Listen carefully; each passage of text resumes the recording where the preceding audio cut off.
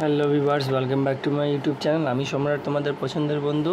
প্রতিবারের মতো নতুন কিছু নিয়ে আসতে থাকি। তো আজকের টপিক হচ্ছে ডায়নাটেক 5000 এই পাওয়ার অ্যাম্প্লিফায়ারটির উপর, যেটা কিনা খুব ডাস্ট হয়ে গিয়েছিলো এবং এর কিছু এলইডি কেটে গেছিলো, যেমন প্রোটেক্ট এলইডি, তো ওটা জ্বলছিল না এবং আরও টুকিটাকি কিছু ফল্ট আছে, সেগুলো নিয়ে পরে বিস্তারিত আলোচনা করব এবং দেখাবো এর বিষয়ে টোটাল এর পার্টের সম্পর্কে, কোথায় কি আছে, কি কম্পোনেন্ট, কি করলে কি হবে না হবে, সমস্ত কিছু।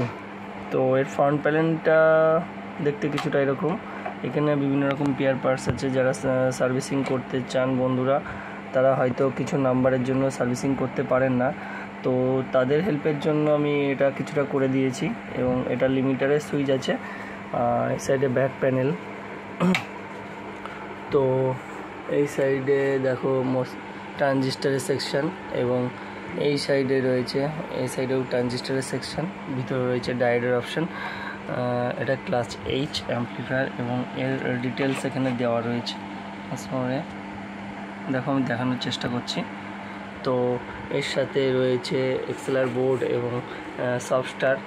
যেহেতু সফটওয়্যারের পিটিসিগুলো সব খারাপ হয়ে গেছে, তো এখানে অরিজিনাল ভ্যালু এখানে দেওয়া নেই, কিছু উল্টোপাল্টাও দেওয়া আছে, যাকে এগুলো রিপ্লেস হয়ে ঠিকঠাক হয়ে যাবে।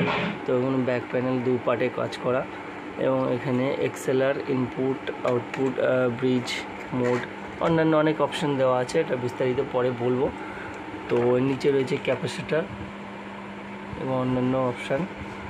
ঠিক আছে, বিস্তারিত পরের পার্টে আমরা নিয়ে আসবো। ততক্ষণ সঙ্গে থেকো।